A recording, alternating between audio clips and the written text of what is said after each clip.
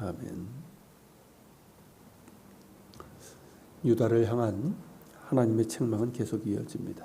본문은 이제 28장에서부터 이어져온 화했을진저, 그 네 번째, 그러니까 화했을전조로 시작되는 네 번째 단락인데요. 유다가 하나님을 의지하지 않고 애굽을 의지하는 것에 대한 책망입니다. 다시 당시에 이제 근동 지역의 국가들은 신흥 강대국인 아수르의 이제 팽창으로 인해서 서로 동맹을 맺어 반아수르 전선을 만들어 대항을 했습니다. 이에 유다왕 아하스는 친아수르 정책이 그들의 살 길이라고 믿고 주변 국가들의 반아수르 동맹에 대한 압박을 거부하고 아수르 편에 섰습니다. 아하스는 아수르의 도움을 받아 다메섹과 북이스라엘의 위협에서는 벗어날 수 있었지만 그 대가는 적지 않았습니다.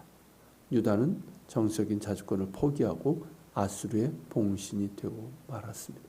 아수르는 결코 자비롭지 않았습니다. 이어서 왕이 된 히스기야는 아수르의 굴레를 벗어나고자 했고 잠시 아수르가 정적인 혼란에 빠진 틈을 따서 반아수르 정책으로 돌아서게 됩니다. 반아수르 동맹의 중심에는 애굽이 있었기에 유다의 정치가들은 애굽과 손을 잡은 겁니다. 하지만 주전 701년 아수르의 왕 사네립이 대군을 이끌고 유다를 공격했을 때 애굽으로부터 어떤 도움도 받지 못했습니다. 이미 애굽은 아수르에게 패한 상태였기에 상대할 힘이 없었습니다. 하나님께서 이사야 선지자를 통해서 경고하셨음에도 이를 무시하고 애굽을 의지했던 유다의 모습은 아하스 때 아수르를 의지한 것과 똑같이 하나님을 믿지 않은 불신앙입니다. 이런 배경을 갖고 있는데 이런 배경 속에서 본문은 유다가 애굽과 동맹을 맺으려는 것에 대한 책망과 징계의 경고의 말씀입니다. 1절서부터 3절은 하나님이 아닌 애굽을 의지하는 것은 하나님을 떠난 죄악이고 그것이 얼마나 어리석은지 그 결과에 대해서 말씀하고 있습니다. 유다의 지도자들은 이사를 통해서 주어진 하나님의 말씀을 듣지 않고 애굽을 피난처로 삼아 그렇게 찾았습니다. 그들은 바로의 세력 안에서 안전을 도모하려고 했고 애굽의 그늘에 피하려고 했습니다. 그래서 애굽으로 내려가 동맹을 맺으려 한 겁니다. 이 모든 계획과 동맹은 하나님에게서 나온 것이 아닙니다. 하나님께서는 아수르를 의지하지 말 것처럼 애굽도 의지하지 말라 하셨고 너희의 피난처 그늘은 바로 하나님이심을 재차 말씀하셨습니다. 그들의 안전한 그늘은 애굽에 있는 것이 아니라 예루살렘에 있음에도 불구하고 그들은 하나님 찾기를 거부하고 애굽의 바로를 찾은 겁니다. 이는 하나님의 영의 의함이 아니며 죄에 죄를 더하는 어리석은 행동이었습니다. 그리고 그 결과는 수치와 치욕이 될 것이라고 말씀하십니다. 유다의 이러한 모습은 우리에게도 나타날 수 있습니다.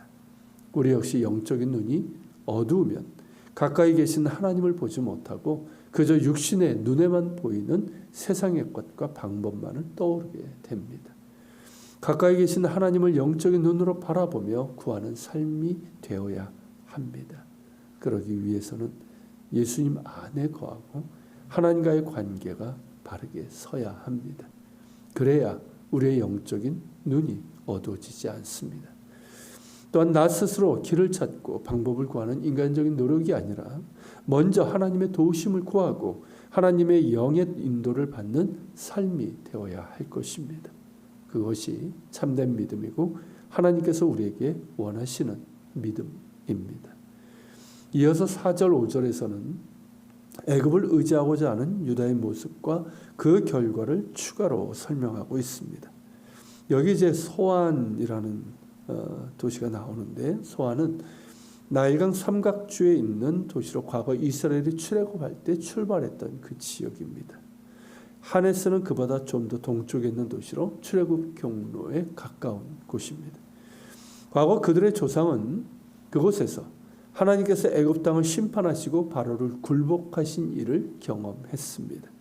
추격하는 바로의 군대를 홍해로 멸하신 하나님의 능력을 보았습니다. 그런데 이들은 그곳에서 그들을 구원하신 전능하신 하나님이 아니라 아무런 힘도 없는 애굽의 바로에게 도움을 구하고 있습니다. 참으로 어이없고 한심하기 짝이 없는 그런 일입니다.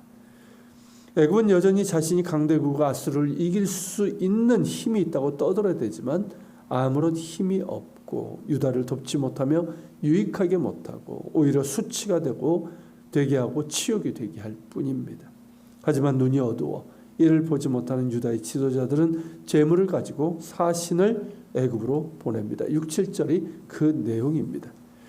자, 이들은 네겝으로 내려갑니다. 당시 국제도로인 이 해안길 비아마리스는 아술의 통제 아래에 있었기 때문에 이들은 그 길로 가지 못하고 위험하고 험한 네겝 광야길로 갈 수밖에 없었습니다. 그렇게 해서 애굽으로 갔고 그렇게 고생해서 얻은 동맹이지만 전혀 도움이 되지 않았습니다. 왜냐하면 애굽은 가만히 앉은 라합과 같이 되었기 때문입니다. 라합은 고대 근동의 신화에 나오는 세상의 질서를 파괴하는 무서운 괴물입니다. 여기서는 애굽을 의미합니다. 지금의 애굽은 힘세고 무서운 라합이 아니라 무기력하고 아무 힘도 발휘하지 못하는 그저 가만히 앉은 라합에 불과합니다. 우리말로 하면 이빨 빠진 호랑이, 종이 호랑이에 불과할 뿐입니다. 이빨 빠진 호랑이가 무엇을 할 수 있겠습니까? 으르렁 될 수는 있겠지만 아무것도 못합니다. 종이 호랑이가 무엇을 할 수 있겠습니까? 아무리 힘세 보이고 강해 보여도 종이 호랑이일 뿐입니다. 결국 종이 호랑이, 가만히 앉은 라합에 불과한 애굽은 유다와의 동맹을 지키지 못했고 유다는 수치를 당하고 치욕을 겪게 될 것이라는 말씀입니다. 하나님의 백성은 하나님을 의지해야 합니다. 하나님 한 분만을 의지해야 되는 하나님의 백성이 그분을 외면하고 그분의 말씀을 듣기를 거부하고 세상을 의지할 때 도움을 받기는커녕 오히려 치욕을 입게 된다는 것을 말씀하고 있습니다. 오늘날 수많은 영적인 위협과 공격이 찾아올 때 우리가 찾아 헤매는 애국과 같은 것들은 무엇일까요? 그것들은 가만히 앉은 라합일 뿐입니다. 하나님 아닌 다른 것을 의지한다면 결정적인 순간에 그것이 얼마나 무익하며 무력한 것인지를 깨닫게 될 것입니다. 그러므로 눈에 보이는 라합, 힘이 있어 보이는 애굽, 그 세상의 것을 의지할 것이 아니라 지금도 살아계시고 무엇보다 우리를 긍휼히 여기시며 가까이 계시는 하나님께로 나아가야 할 것입니다. 같이 기도합시다. 하나님께서 유다를 책망하시는 그 모습, 그것이 오늘날 우리들에게도 있습니다.